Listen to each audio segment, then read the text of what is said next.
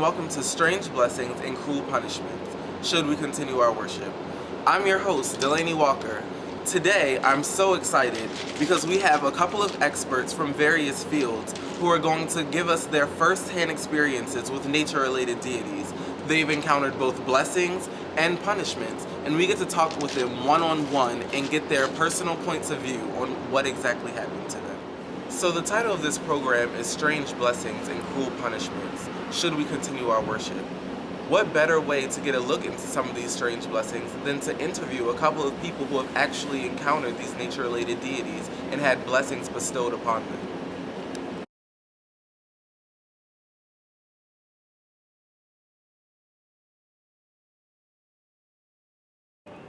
So back in the day, my grandfather was a hippie.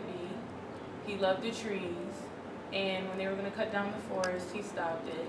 So the spirit of the forest granted him a guardian and made sure that all his descendants have guardians too. So it's kind of hard for me when I'm on a date, and it's okay. And it's like the family reunions is kind of difficult. The house that I'm staying in is pretty scary, and I have my guardian, so everything will be okay.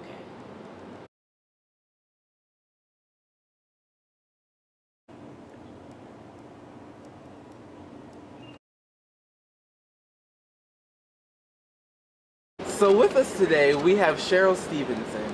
She just got married to her husband Tom last year, and on that lovely day, they were not only blessed with their love, but also blessed by the gods. So tell us, Cheryl, what exactly happened? So, my man Tom is the best man in the whole wide world. And it's really sad that he's not here with me right now because he was deployed, unfortunately.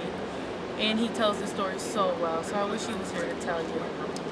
But anyways, the day that we got married, we went by a wishing well. And we decided to throw coins in it to make a wish. I'm sure the viewers at home are very curious, as am I.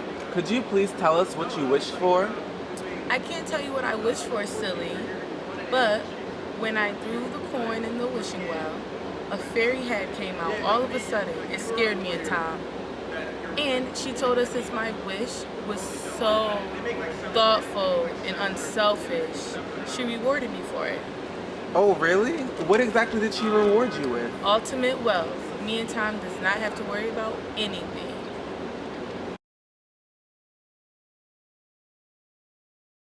So, how did you fare against the gods? Pretty well. Really? What happened?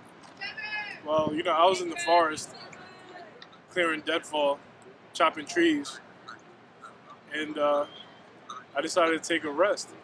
So I went by the stream to get a drink of water, and I dropped my axe. Oh, wow, that sucks. I mean, not really.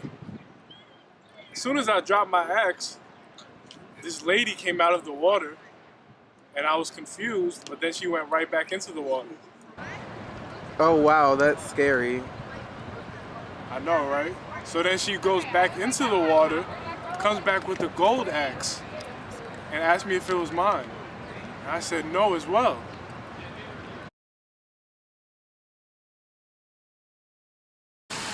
So, Emmylou, what's your story? I used to work at a water treatment facility where I used to work long hours and late nights, and I was getting tired of working. So the day that I wanted to quit, I was visited by a river god who gave me this true Dowser crystal, and he rewarded me for my hard work. That allowed me to start my own business as a plumber and a part-time well finder. You ready for your miracle? Yes, I'm looking for my miracle. What city are you calling from? I'm calling from Desmond, Iowa. Have you called for the anointed prayer handkerchief? Have I called for my handkerchief? Uh-huh. All right, how can we pray for you this morning? Yeah, well, I was actually having a lot of pain in my elbows and whatnot. Okay. Is it hurting right now? It's hurting right now. I really, I have to sit with my elbows and my arms folded all day long. I can't move. And are they hurting right now? Yes, it's hurting right now. All right, listen, God's getting ready to heal Yes, your thank you, body. Jesus. I hear the Lord saying that the miracles that you've been standing in the gap waiting for, that the miracles is on its way right now. Thank you, And God is healing your body right now.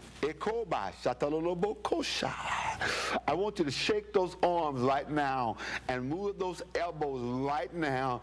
Because I'm shaking them. Because God who is healing you right now. Did you feel that? No, I didn't. Tell me how you feel now. I still feel the pain, but turn. But the pain is leaving out right now. So we've taken a look at some of the blessings that these nature-related deities have placed upon the people that they look down on. Why don't we move into some examples of how the curses that they've now placed on other people affect their daily lives?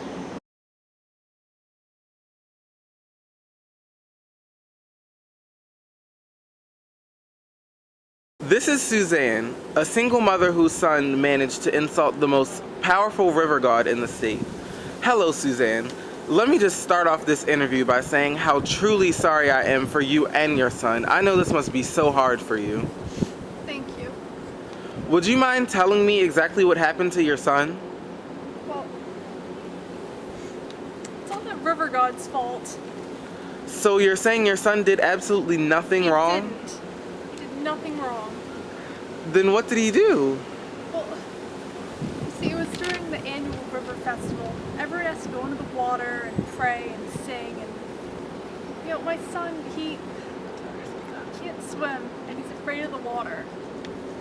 Did you go? Well, yes, it's the custom. But my son, Well, what about him? he sat on the shore all day.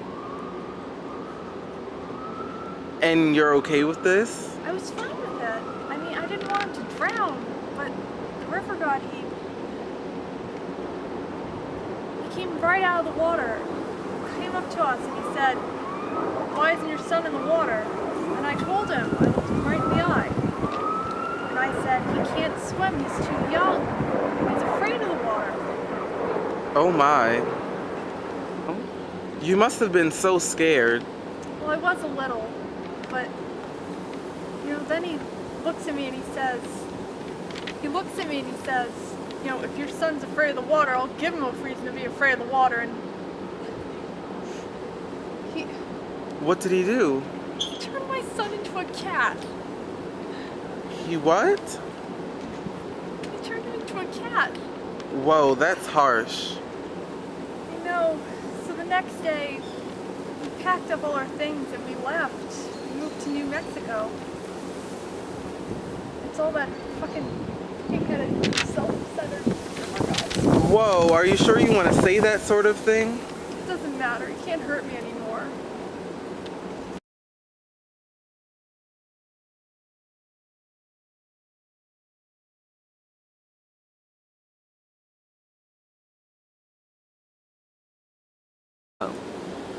This is David, a former woodcutter who has also had an experience with a nature spirit. So David, you've met Robert, the other woodsman, correct? Would you say your experiences were similar? Well, yes and no. While I was working outdoors, I ran into a guardian. However, I didn't end up with any valuables. So what did happen? Well, I was working outdoors, cutting the trees, making use of the limbs for my crafts. And apparently I wandered into a forest where tree spirits forbid cutting anything. So that's how you lost your... Yeah, I left my axe near a tree, and while I was leaving to pick up my branches, the tree chopped my arm off. What? Yeah, it wasn't a very bright move on my part.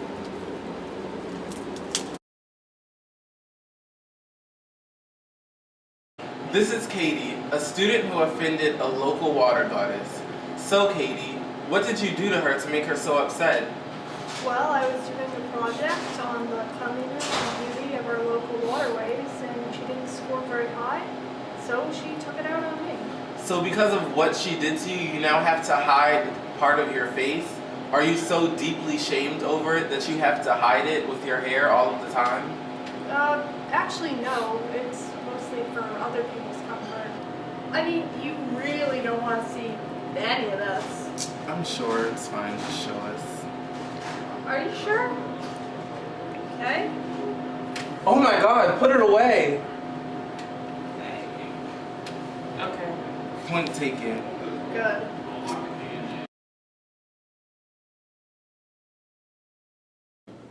Okay, so tell us what happened. Well, I was only doing my job. I used to work as a park ranger, taking care of trails, telling people not to litter, that sort of thing. Yeah. Well, one day I had to, cull parks herd. And it's not my favorite job, but you have to do it, and I have to do it. But in the process, I apparently killed the forest prince. Okay. I mean, again, I was only doing my job, but the god of the forest comes down and he's all, yeah, destroying the natural order, ugh. And bam, antlers. Well, I had to quit being a ranger after that. Too many folks mistake me for a deer, trying to shoot me. Wow, such interesting stories. After hearing about some of these curses, I know I definitely don't want to mess with any of these nature gods. I mean, how do you explain horns on your head to your boss? Is it the latest fashion craze? So many religions throughout the world. Some people believe in multiple gods, while others believe there's only one supreme being. Regardless of if you end up blessed or not, we should all do our best to preserve the natural treasures of the world. Whether you're a dowser, a woodsman, an interviewer like me, or even those of you at home. I mean, who wants to get rid of all of this?